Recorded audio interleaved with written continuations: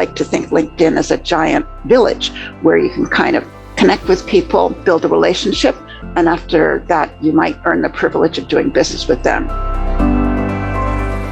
If you ever do want to look for a job, all those people you've known over the years that remember you and love you, now it's easy to find them again and reconnect, start conversations and see what's going on in their companies, their industry. If you're thinking about starting your own business, all those people you connect with are likely to be potential clients or no potential clients for you. And even if you just want to be seen as a thought leader or manager of choice in your company, you want to be the person that people look at your profile and, oh, I want to work for her. You know, what an amazing person. Her job history is exactly like mine, or it's what I want mine to be. And they see you as someone that they want to emulate.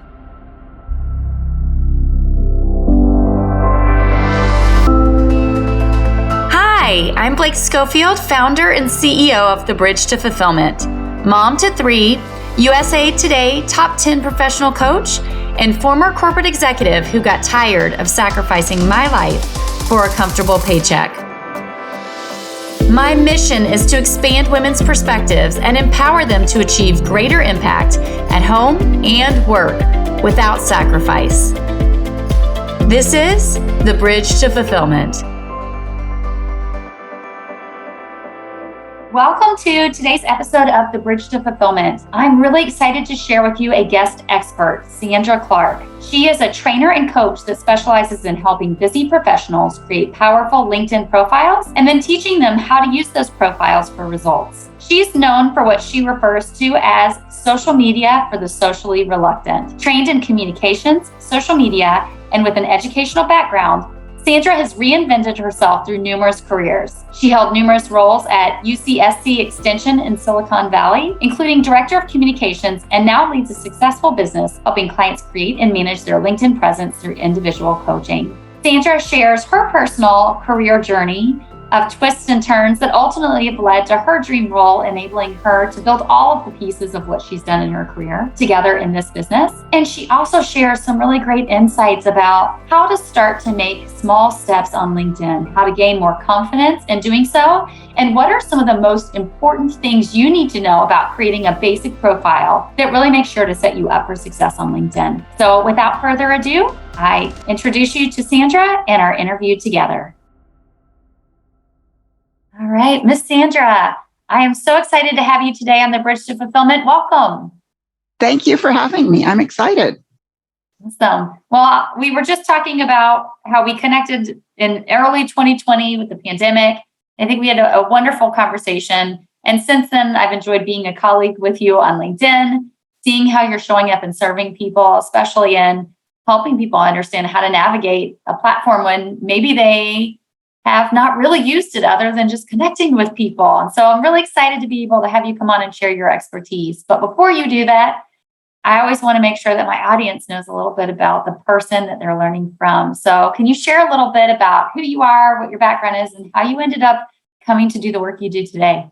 Well, it was an interesting journey. I don't think most people start out their careers knowing where they're going to end up. And certainly my career started long enough ago that social media wasn't even a twinkle in somebody's eyes. And so I could never have dreamed where I would end up in my dream job. So I started off in a kind of traditional way of like, I was going to be a teacher. You know, there weren't that many professional opportunities for women at the time. So teachers seemed right. I liked teaching. And so started in that path. I learned to do the kind of secretarial things so that I could get jobs during the summer to help support myself. And that ended up being incredibly useful. Then I traveled the world. I grew up in Canada mostly. And my family was English. We went back to England. I could not wait to get out. So as soon as I graduated, I went off to Thailand and became a teacher there. And then the more you're a teacher, the more you realize you don't know anything and that you'd better go back and learn. So I decided I was going to go back to school. And I thought about going back to England. I thought, nah, I began to feel I was growing mold and mildew in my joints after living in England too long, too rainy, too damp. So I decided to go to America. I sound American now. Nobody ever guesses I'm from England. So I just fit right in. But I came here, went to school, met and married an American, was not planning on staying here, but married and so stayed. And if you've got to get stuck someplace, this is not a bad place to get stuck. And I took a job really, we were young married, needed to be in a stable career. My career history didn't look very stable, moving all over the place. So took a stable job so I could get a mortgage. And I worked for the University of California. So I kind of had that mix of education. I wasn't teaching. I was an administrator and thought, well, I could do that for a few years just to kind of get things stable. Well, 25 years later, I was let go. And it was wonderful. It was scary as hell, but it was wonderful because I sort of had thought, peeked out the window of what it would look like to work somewhere else during those 25 years, but always sort of scurried back in safely because I knew I had the benefits for my family. My husband was a small business owner, so didn't feel we could take risks. I had always been too fearful to try. So they pushed me out this comfortable nest, and who knew? But I learned I could fly. So I went to those classes that they have for you when you're laid off, resume writing, LinkedIn, interviewing, that kind of thing. And when I was in the classes for LinkedIn, people would come up to me afterwards and say, well, could you just kind of sit with me and help me? Because you seem to get it and I'm lost. So I sat with them. And after about 20, people were saying, you should be charging for this. You really understand it and you teach it well. So I did. And out of that, a business was born. 12 years later, I'm still doing this. I used to, amongst other things, I was a theater director. And once I said that I made people look good on the stage. And now I make them look good on the stage of LinkedIn. And I was a teacher. Of course, once a teacher, always a teacher. So I teach people how to use LinkedIn. So who knew that all those crazy parts of my life and career would lead me to my dream job? And I will do this until I drop at this point. I don't see myself getting burned out at all because I just love working with people and making social media a little more comfortable and accessible for them because it's weird and it's scary putting ourselves out there online and wondering what people are going to think. Mm-hmm. So the journey was a little more devious than that, but that's kind of a simplified version. No, I love it. One of the things I find so fascinating when first of all, I just love people's stories. I find people infinitely interesting. This is why I knew at 10 I would go become a psychology major. But I love hearing the connection between all of the experiences that you had. And then ultimately, what you're doing today is a mix of all of those things that you loved best. And to me, that's always where the sweet spot is, right? Is pulling together all of those things that you're energized and passionate and excited to do so that you do say, I envision myself doing this until I don't do anything anymore. Because I believe we all should love what we do. We spend the vast majority of our life working. And I see a lot of people, quote unquote, with comfortable paychecks, but they're really unhappy and they're stuck. And I want them to know that there's so much more, so much better out there when you enable yourself to take that step into something new. So I'm really excited to talk with you today because it's funny, I never really thought about this. My brother-in-law is an entrepreneur and I can't even remember how early he got me on LinkedIn super early. Like maybe it was, I don't remember when LinkedIn started, you might know, but I feel like it was around like 2005 or 2006. It was very early. So early, in fact, that I remember getting an email once from LinkedIn saying like, you're in the top 1% of people or something. And I really didn't understand what the tool was. I was like, what the heck is this thing? All right, I'll join. And it wasn't actually until about 2010 when I had moved to Target Corporation. I started having recruiters reach out to me and I started to realize like, hey, this tool's actually pretty cool. Mm-hmm. There's actually some great benefit from this. And since then, the last, 12 years, I've really grown to appreciate LinkedIn, its opportunity to connect people, the continued evolution of the platform. But I talk to so many women who maybe they've been at that same company for 10, 15, 20 years. And it can feel really overwhelming if you don't really understand what it is. And I think a lot of people maybe just get on LinkedIn because they know that's where everybody is.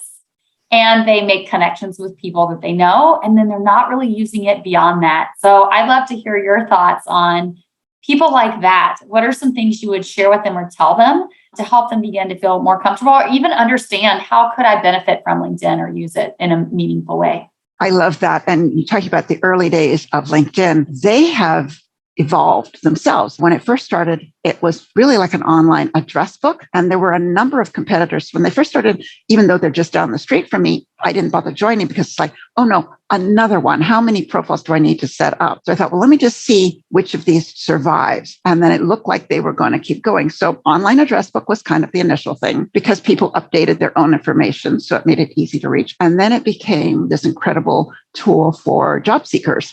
and recruiters. And that mindset is still there for a lot of people. So especially people who've been at a company for a while, they think, well, gee, I don't want my company to think I'm looking for a job. I've got to be careful what I put out there on LinkedIn. And it's become so much more than that. Of course, you've probably received all the solicitations to sell you something. So it's used for marketing and sales. Absolutely. It's also used for thought leadership and relationship building. And that's my favorite way of using it. I like to think LinkedIn is a giant village where you can kind of connect with people, build a relationship.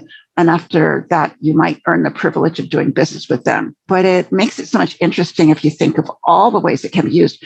And if you are a user of it, and you think, well, what do I put out there? I don't want people to think I'm looking for a job. I don't want to sell anything. Why am I on there? So you're on there for so many reasons. One, if you ever do want to look for a job, all those people you've known over the years that remember you and love you, now it's easy to find them again and reconnect, start conversations and see what's going on in their companies, their industry. If you're thinking about starting your own business, all those people you connect with are likely to be potential clients or no potential clients for you. And even if you just want to be seen as a thought leader or manager of choice in your company, you want to be the person that people look at your profile and, oh, I want to work for her. What an amazing person. Her job history is exactly like mine, or it's what I want mine to be. And they see you as someone that they want to emulate. So it's nice to help the next generation of women do that. And that can be often a way to find that you're more comfortable on social media. Because if you think, I hate bragging on LinkedIn. I don't want to brag. I don't want to talk about myself. No, that's not nice. You don't have to. What you want is to share information that helps other people and to lead the way. So if you're a manager or hoping to set an example, what are things you can share that would help someone else in the workplace? What was it like breaking into your industry as one of the few women? What was it like going in and asking for a raise? What was it like when you got laid off? All of those things are very personal. And if you're willing to share that, you'll find you've got an audience, and also people just are so touched by your story. And if you're thinking, oh my God, I am never going to share anything so personal like that on LinkedIn, it's still okay. Relax. There are still things you can do. You can have a good looking professional profile. And I'll talk a little bit more in a minute about what those parts are. And then if you don't ever want to post anything on LinkedIn, that's okay. You don't need to. You can simply be working behind the scenes, sending messages to people, connecting with people. Nobody will see what you're doing. I work also with what I call a lot of stealth job seekers. They're looking for a job, but they don't want people to know. So one of the ways that I teach is that you promote the company that you're currently working at. They love it and they see you're promoting them. Other companies see you're promoting them and they go, oh, we want to hire somebody like this that is such an enthusiastic supporter of their company. So there are lots of things you can do to be sure that you're looking appropriate to you. And this whole social media for the socially reluctant thing that I use is, I thought it was kind of just a little quirky, fun thing that would amuse people. And I kind of had it in my marketing, but not overtly. And now I've kind of embraced it and I have it right in my headline because I found so many people feel like this. It's just like, what? Put myself out there, public, and they feel awkward. And they're afraid, well, if I put something and I make a mistake or I do it wrong, or I don't know if I'm sure you remember the old days, Blake, where if you put a change on your profile, it sent out a notification to all your network. And wasn't that embarrassing? Because you would get like 3 or 4 notifications. You changed your picture, you changed your headline. It's like, what are people going to think? Now, LinkedIn actually doesn't do that anymore. They haven't for years, but that's still the kind of paranoia that I hear from people. The only changes it sends out, if you have that turned on, are new jobs, new education, and if you have what's called a profile video, if you do a new one. And that's about it. So it's pretty safe. Make a change, do something wrong, make a typo, anything. It's okay. No notifications going out. You've got time to go in and fix it. And if you feel you've got a pretty good looking profile, which I would say is the basic for a professional, you want to look good to potential employers, but you want to look good to your employees too, your coworkers, and you're willing to start posting, then there are ways to just very gently do that, like and comment on other people's stuff. And if that's all you ever do, that's okay. That's like going to a party. I'm an introvert. I don't really like networking events or large groups. I like small groups, just a couple of people. So if I get talking with someone, I ask questions and I listen. And I've sometimes had it happen when people say, oh, you're the best conversationalist in the world. And I go, I never said anything, but it's so true. If you just listen, support what other people are saying, they love it. So you can do that on LinkedIn and be seen as amazing. And if you want to share a little of your wisdom, there are definitely ways to do that too. So what else do you think you talk about that would help or be useful to your particular audience, Blake? Yeah. Sandra, first of all, that's great. I love really how you've helped people understand maybe some of the myths that people believe about LinkedIn that aren't true anymore, helps them kind of see some easy ways to be able to connect. And, LinkedIn is a huge part of what I do, a significant part of what I help my clients understand as well. And I think the two biggest things I hear questions about all of the time, well, I have questions about how to do one thing, and then maybe the emotional, how do we overcome some of the emotional barriers? So we'll start with the biggest question that I get, which is, what should be on my LinkedIn profile? Like, I just been in here and it has my jobs, but what really matters about just setting up a basic profile so that I'm in good shape? Well, I'll talk about some very basic things, which is you need a professional looking headshot. And I say professional looking, ideally, with the kind of women you work with, it's going to be a professional hot headshot, but you can get great shots with the camera on your phone. Just do it outside, make sure it's well lit, and it should be no more than 2 to 3 years old. It needs to look like you would look if you were going into a meeting. It's kind of embarrassing if you don't. I've had that happen. In fact, I went to a meeting to meet someone in person one time and they didn't recognize me. It was because I changed my hair color. My picture was not that old, but, so I teach truth in marketing. So look like yourself. And then there are fancy things you can do that make it look pretty, background banners, all of that. Don't worry about that. But think about the basic elements. So you got your picture, your headline at the top of your profile under your name. It's called your headline. It's not called your job title. You are so much more than your job title. Now, you might want to include your job title to easily identify what it is you do, but there's so much more. There's 220 characters that you have available to you. Doesn't mean you have to use all of them, but you could have something, your title, Vice President of Commercial Division at XYZ Corporation or something. And then you could have a few keywords of areas that you specialize in. And then you could even have a tagline or something that you feel is special or meaningful to you, making human resources a little more human, one person at a time. I don't know if that's too hokey, but communicating a little bit about yourself. If you always work for companies or you love working for a company that does environmentally sustainable stuff, mentioning that's part of your passion in your headline. And you can just put individual words. You don't have to put sentences. So you got the basics. That's the top. You've got your about section. It used to be called summary. LinkedIn like to change their names of things all the time. Now it's called your about. This is like your 30-second elevator speech. This is not the top of your resume, the executive summary. This is you at a networking event. Hi, Blake. Nice to meet you. Tell me about yourself. First person, I. Now, one of the changes in LinkedIn over the past few years is we only see the first few lines. So it's a bit like you've got to think with a marketing brain all the time. It used to be we could see the whole profile. People could scan it all. Now you've got to use that marketing brain to say, start with what's client-facing language, client being potential client, but it could be coworker or employer, and something intriguing that makes people want to open and read the rest. So 100%. I help my clients unlock and uncover their secret sauce skills, and we put together what we call their secret sauce pitch, which is exactly what you're saying. It's that 30-second elevator pitch that is really clear and concise about who you are and the value you bring and in what environment, right, that you really bring those results. And that's exactly where I tell my clients to put it.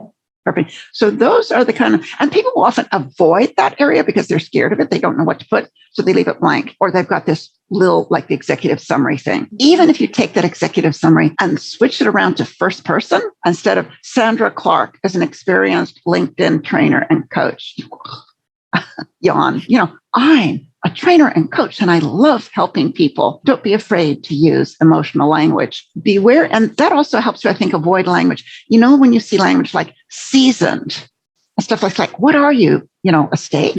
That drives me crazy. Also, I feel the same way as a results-oriented team player. I'm like, please don't. Please just don't put any of these like jargony words. And I think that used to be the standard 20 years ago. Everyone would do that. But today we have to realize somebody has 3 seconds or 6 seconds to look at your resume or your profile. And it's like garbage in, garbage out. I've read that 100 times. To your point, we need to be able to stand out. It needs to be impactful and unique. And even if you feel you have to use that kind of word, you can say, people refer to me as action-oriented, results-driven, because when they give me a project, it's done, and it's done with excellence. So tell me why people would say that about you, not talking about yourself. That's just weird. And then you've got your experience section, and you have some choices there. You don't have to call yourself the title you have or had at the company. When I worked for the university, my payroll title, my last 12 years, was Program Promotions Manager 1, Program Promotions Manager 2, 3. I mean, do you have any? Doesn't it sound like a computer programmer or something? So I was allowed to call myself anything I wanted that made sense to the community, so long as it wasn't somebody else's payroll title. So over that time, I was director of corporate training, director of communications, director of outreach, and that made so much more sense to the outside world. So you can do the same thing if you've got this very unique to your company title. You can call it like it is to the outside world. Maybe when you're in the position, you feel you can't do that. But in the description, you could say, as the regional project manager for, when your title says something else. But your past jobs, you can do that. You don't want to include everything. And again, this depends a little bit on your goals, whether you're a job seeker, though, or you have your own business. You want to have enough information, a little bit like, excuse the analogy, but like Tinder. You want to have enough information to get potential employers, potential clients swipe right and want to learn more. If you've got it all there, they see it there, they scrape the data, and they go, nah, not right. And they don't give you the chance to tell your unique story. So don't give away everything, just enough to intrigue, pull them in. And then there are many places on LinkedIn to add all kinds of stuff, certifications, your volunteer work, your associations. If you don't fill all of those in, you're okay. It's a nice place if you've got them. A lot of people put them, they don't know where to put them, so they stick them in the wrong places. Just know there is a place for it if you want. There are ways to manipulate LinkedIn a little, to cheat it a little if you want. Like, for example, when you're in a job and you get promoted, it's now stacks it under one company logo. If you have your own business, and you have several different services, you can make it so that it stacks under your company logo and makes it more visible. So there are little things like that you can do that showcase what you're doing a little bit more. But get the basics in there and just do it, is what I say people say to people. I say, just get over yourself. Just start. It's a little bit like walking is just controlled falling. You take a step, you start to fall. You catch yourself. You take a step. And how often do you fall? Now, I occasionally trip, I admit, but for the most part, you keep going. So if you just take little steps on LinkedIn, do something little, nothing terrible happens. It's okay. Get brave and do something again. But have those basic sections there. I mean, if you want to be found, either for your expertise or your business, you want to think about keywords. Keywords are always a good thing to think about. If someone was looking for you, what words would they use? And make sure that they're in your profile. Don't be afraid to tell your story. And it's conversation starters. I've recently added in a little section to my summary at the end, I just call icebreakers, which is a kind of mishmash of some of my past experience. There's a lot on my website about me, but I didn't have a lot of it on LinkedIn. And I just kind of added that. And people often, now they feel I've got something to talk about. Oh, you traveled, you lived overseas, you had this weird convoluted career. And they feel they have something in common with me and something to talk. Something else that occurred to me is yes, in your experience, you have to show the dates. You don't have to go back to the beginning of time if it's not relevant or you don't feel it represents you well. With your education, you don't have to include the dates. So it's fun when I work with older people. It's like instant facelift, remove the dates. You got good university, good degree. That's all we need to know. We don't need to get distracted by saying, well, that means she's how old? So there are things you can do to manipulate or use LinkedIn so that it shows what you want to show. I was just thinking through the things as I look through profile in preparation for talking with you, what matters, just do it from that kind of thing. Connect with people. I will work with people. They're 50 years old. They've got under 100 connections. And I say to people, they should have at least 30 connections for every year of their age. Now, I should hasten to mention that does not mean I'm over 200 years old. Just let me be clear about that. But you meet at least 30 people professionally a year. Why not connect with them? 100%. That was actually the question I was going to ask you, because this is, like I said, part of the work I do with my clients is helping them understand how to market and position themselves, also helping them understand the art and science of authentic networking. And one of the biggest questions or things that I see come up for women is this fear or uncomfortableness with reaching out to someone they don't know. It's like, oh, I don't know about that. I don't know how I feel about that. I think 5 years ago, I felt the exact same way. So I would love to hear your thoughts. What are some things that you could share with the audience if they are struggling or feeling the same way? Don't be a lion is what I would tell you. And a lion is what's called a LinkedIn open networker. And that means they accept connection requests for anybody and everybody. Not good. There was a trend for that. It's very not a good practice now. There are many fake profiles on LinkedIn. And if you connect with those fake ones, you're adding legitimacy to them. So I say connect to people you know, people you'd like to know, and people who know people you'd like to know. And if you look at their profile, there is always an excuse to connect with them. Almost always. If there's not, don't connect. So are you a member of a same group?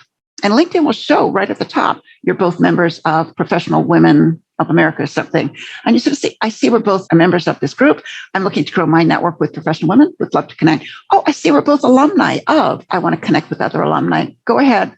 You've always got a reason. Look at their profile. Say, I see we're both connected to Blake. Have you ever worked with her? I'd love to know more about your experience. So you've always got a conversation starter. And so I'm connected to, I know I've got about over 7,000 followers or something, which for someone in my world is actually relatively small.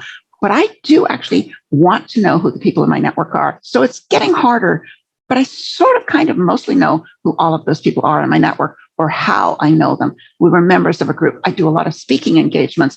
Maybe they were in the audience and reached out to connect. And there are ways to kind of track that. There used to be a wonderful way that was built into LinkedIn, and they took that away. So I did lose some of the history of my memory, but there still is a way to do that. So it doesn't have to be. So reach out to friends and family. Uncle Bobby is going to accept you regardless of the fact that you only see each other at Christmas. Reach out to the people, your kids' PTA association. It's okay. Start where it's safe. And then as you become more confident, you'll be able to start finding other excuses to connect. And people are generous. They often want to, especially if you look professional and appropriate. And if they don't, they're rare. Unless you start off with a sales pitch, they're rarely going to write something rude back to you. Yeah, 100%. That's what I tell my clients all the time. There's trepidation about doing this initially. And I think it's a natural fear of rejection. What if I do this and people ghost me or say something bad? And what I often tell people is, right, and my clients, we have a process we use. And I say data, right? When we have the data, then it helps to alleviate some of the emotion. If you have a process, you know what to expect, and you can track against that data, then it doesn't feel like this emotional thing when someone doesn't respond to you. But the reality is everyone's busy. So you have to be able to reach out in a way that's compelling and interesting and makes that person feel an emotional connection and makes it easy for them to connect back with you. And once you start doing it, what I consistently hear from my clients, they move from saying, oh, I'm not comfortable with this, I don't like networking, to like, oh my God, this is one of my favorite things to do. And what I think is so wonderful about LinkedIn and about some of the work you're doing and the work that we do here at the Bridge to Fulfillment is, what I often say is networking is like the key to never having to worry. It's job security.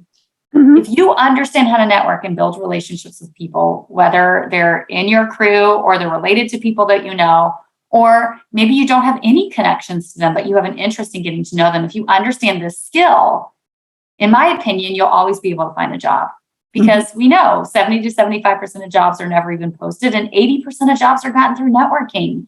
So learning and kind of, to your point, just taking the step forward is really important. And then as you start to gain confidence in it, what you start to begin to realize is this gives me more control over my life. I actually realize most people are really helpful. And by the way, the people who aren't helpful or grumpy or don't want to talk, they're probably not going to respond to you anyway, right? You just hear nothing. Exactly. And so there's not really anything negative there, especially if you recognize and realize that, you know, a non-response from somebody is not a hit on you personally. It may just be that they're busy, or it may be that your messaging wasn't compelling enough to draw them to respond.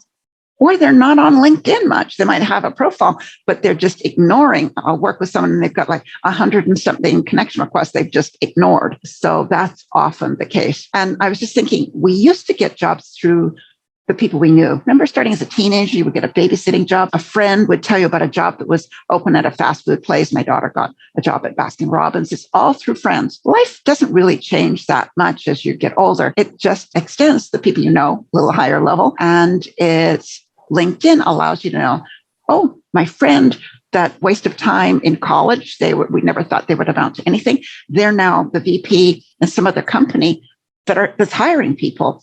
You don't know the people from your past, what they're doing now, and just it allows you to stay in touch with them. And nobody minds if you just reach out and say, oh my gosh, I haven't seen you since we worked together 15 years ago. Would love to reconnect and learn more about what you're doing now. Who's going to hate that? Hopefully no one. But it's fun. And people can, even if they're really reluctant, they can get excited about reconnecting with people that they've known and liked in the past. 100%. Well, Ms. Sandra, this has been such a pleasure. I know our time is almost up. Let me round out by asking you, is there anything that I didn't ask you that I should have, or anything you feel like you'd like to share that you haven't yet? I think I've mentioned it, but I'll mention it again. If you can find a way to be on LinkedIn that's comfortable for you. Maybe your way is you like to lift people up. Maybe your way is that you're friendly and sociable and you want to connect with people. Maybe, I don't know what it is, but if you can find your way of being comfortable on LinkedIn, the rest of it will come easily to you. So that was really something I just wanted to make people feel that it's okay. Just get started. Just do it. Get over yourself and just start. Wonderful. Well, if there is someone listening who would love to learn more about you or connect with you, how can they do that? Several ways. Obviously, they can reach out and connect with me on LinkedIn. I'm pretty easy to find because I'm active, Sandra Clark. You can also email me, Sandra@LinkedInMentoring.com, or you can go to my website, LinkedInMentoring.com. And I love connecting with people, and I'm happy to help even without people engaging me. If I could answer a quick question, I'm always happy to do that, but I love connecting with you. And mention Blake if you connect with me through the show so I know and can keep note of how I know you.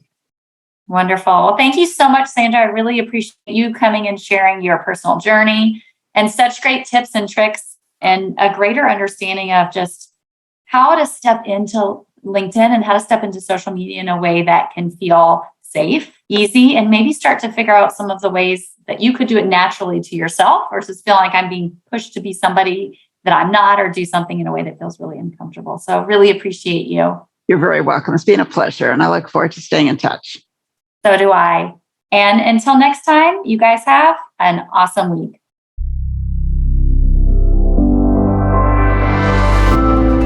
Thanks for joining me today. Rather than hope the grass will be greener, identify what the right next step is. We can help you do just that. Get clarity on where you are in your journey to career fulfillment, where you're headed, optimal paths to get there, and the right next step to take.